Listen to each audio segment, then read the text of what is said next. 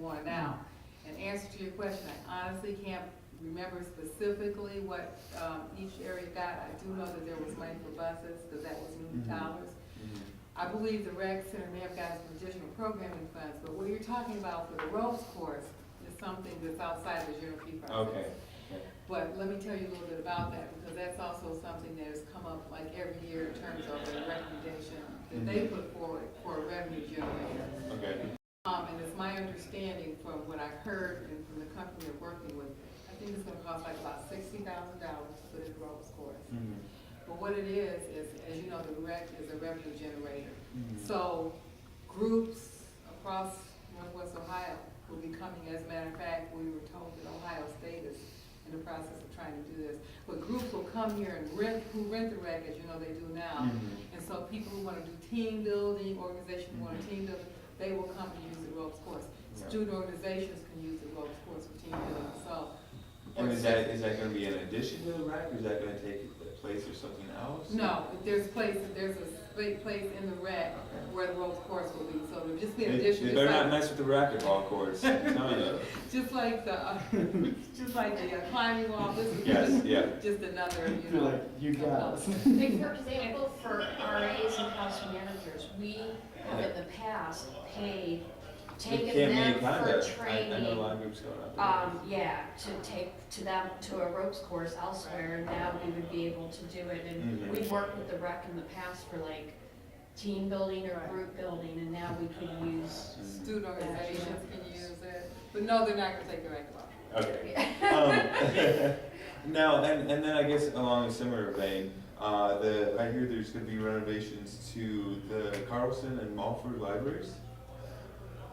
Now, I read about the Mulford Library over on the Health Science Campus? Yes.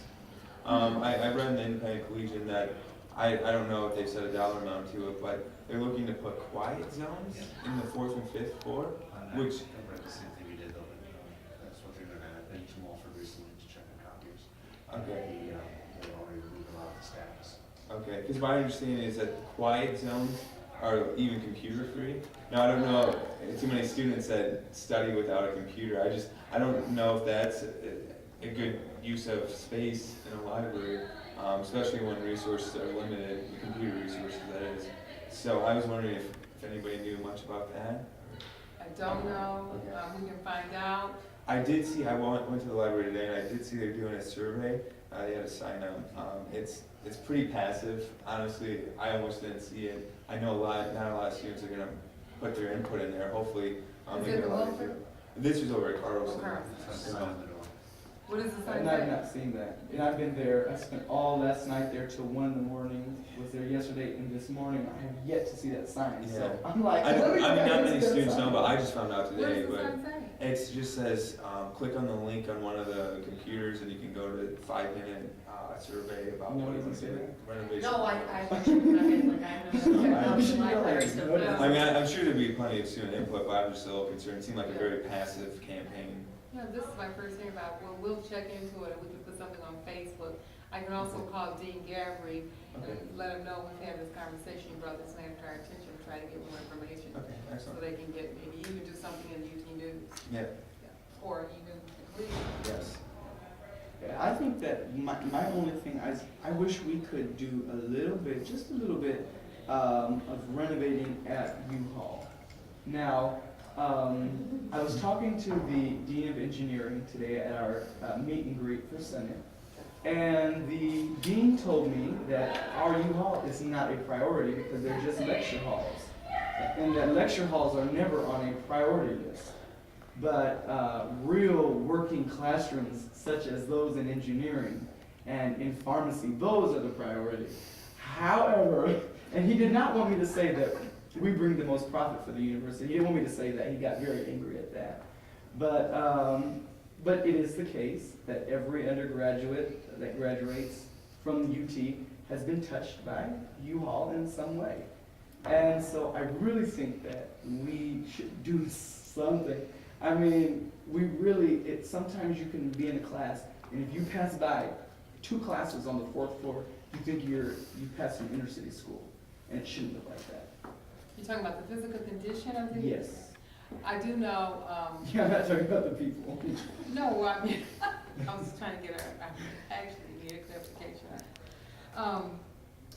I do know, as if some of you may recall, right after the merger, we did the capital improvements and students were allowed to, we got student input to identify, I think, the top 150 classrooms needing the most improvement. And as a result of that, millions of dollars were spent going into those classrooms and doing major renovations.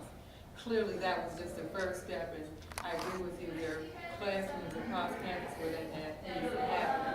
And hopefully, we will find ourselves in a position within the next couple of years where we'll be able to put more money into capital renovations. But Chaz, it's really about having the finances, so we did go into rooms where the roofs were leaking and. I think we have that, I think we have that as a piece of legislation for me, because I think we have, I think it's Scott Park, that, there's ceiling tiles falling down and things like that, so. Well, anything like that, I'm hoping that, students are going, I think it's, 1,000, extension 1,000, which is the, work order maintenance services, where you can call that extension and report any sort of maintenance problem or issue. But I guarantee you, ceilings falling down, those kinds of things are safety issues, and they need, and as soon as they're brought to our attention, I can tell you that, Chuck Leonard, the VP for Facilities, will definitely be on that. Just email maintenance services at each Cause I even have a class, maintenance services all day.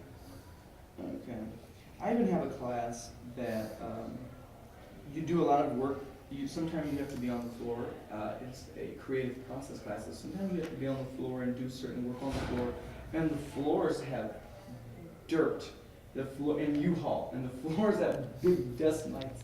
The people that are allergic to dust and have asthma, it's not the most conducive environment, so. That's custodial services, and again, send the email to maintenance services, because Chuck Leonard is over that area too. I know our professor said she sent an email, and she sends emails all the time and nothing happens, but I would try. Send us the email, let us know the room number, and I will make sure that Mr. Leonard gets the email, and I guarantee you that he will take action. All right, thank you. Good, thank you. Dr. Kaye gets things done, doesn't she? There's a team, our goal is for the students to do the best they can do. Are there any other questions or issues? Well, gosh, I'm so excited. Even though you guys are few in number, hopefully this gives you a sense of what can be accomplished at the Student Speaks Forum, and we really do want to hear from you, and we'll follow up. I'm going to talk to Dr. Gabbard regarding the library renovations. I'll get that information, I'll put it on the Facebook, and I'll also send you guys individual emails to let you know. And I will also work with John Strump to try to get an article in the Collegian or the UT News regarding the library and renovations.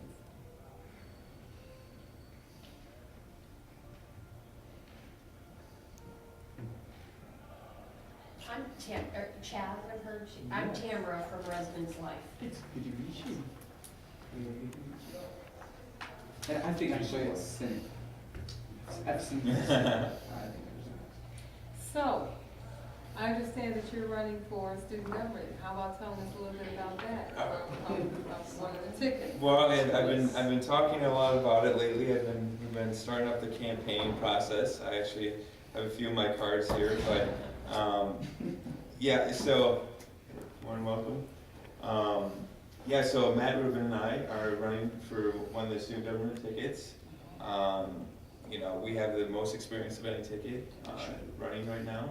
And, you know, Matt and I have both been in leadership positions for the last 3 years, and we've been really involved, and, you know, we saw the need to step up and take on this more delegation, kind of representative role for the students. So, we represent many diverse parts of the UT community. So we just hope to, continue that. And one of our main things is communication.